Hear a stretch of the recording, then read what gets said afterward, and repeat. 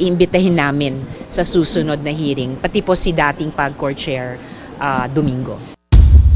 Naniniwala naman si Senate President Chis Escudero na seryoso ang mga aligasyong ibinato kay Roque at siya mismo ang dapat sumagot sa issue. Kaya sana raw ay gamitin ni Roque ang pagkakataon sa Senado na magpaliwanag. Maging ang Presidential Anti-Organized Crime Commission o PAOK plano na isama sa kanilang investigasyon si Attorney Harry Roque.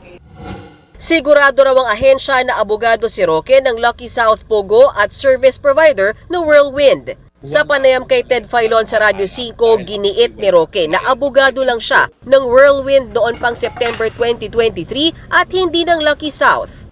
Wala po talaga silang mahahanap dahil ako po'y walang kaugnayan sa kahit anong Pogo.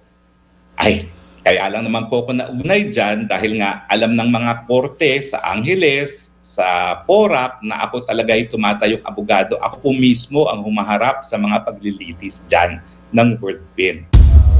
Itinanggi rin ni Roque na representative ng Lucky South ang isang Cassandra Leong na sinamahan umano niya sa meeting kasama ni PAGCOR Chair Tenko.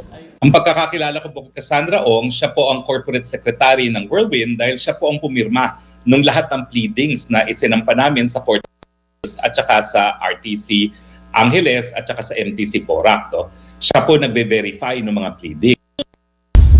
Hindi kumbinsido si Hontiveros na Whirlwind lang ang kliyente ni Roque dahil lumabas sa pagdinig ng Senado na 6 na beses siyang nag-follow up sa PAGCOR para raw sa pag-renew ng lisensya ng Lucky South. Pero sabi ni Roque, hindi niya pinressure ang PAGCOR. Hindi rin daw siya ang nag-ayos ng lisensya ng Lucky South, kundi ang isang nagngangalang Dennis Cunanan na una nang iniuugnay sa ilang illegal na pogo sa bansa. Dinulog sa akin ng problema ni Cassie yung nangyari sa Lucky South na nadispalpohan sila dahil ibinigay kay Dennis Cunanan daw yung pambayad sa PAGCOR na hindi naman nakarating sa PAGCOR.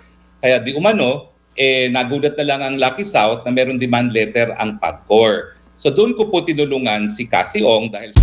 Pinaliwanag din ni Roque ang kanyang bank account sa nadiskubre ng PAOK sa niraid na Pogo Hub. Yan po ay ang aming life savings sa mag-asawa for the past 34 years. Meron po tayong bank secrecy. I never waived my right to bank secrecy. At kung gusto po nilang imbestigahan yan, feel free po. Nabanggit din sa pagdinig ng Senado kahapon ang dating Presidential Economic Advisor ng Administrasyong Duterte na si Michael Yang. Ayon sa kanyang abogado na si Attorney Raymond Fortun, nasa Dubai ngayon ang kanyang kliyente pero wala siyang kinalaman sa anumang Pogo company sa bansa. It's all hyperbole. Everything that is just to say may connection. Well, in fairness naman to the good senator, she did say merong posibilidad. Okay? Which means, therefore, that there is also a possibility that there's no connection. Kung ipatawag man siyang sa Senado, wala raw nakikitang rason si Fortun na hindi ito dumalo basta may karampatang notice para sa kanya. Nagbabalita mula sa Frontline, Mean Los Baños, News 5.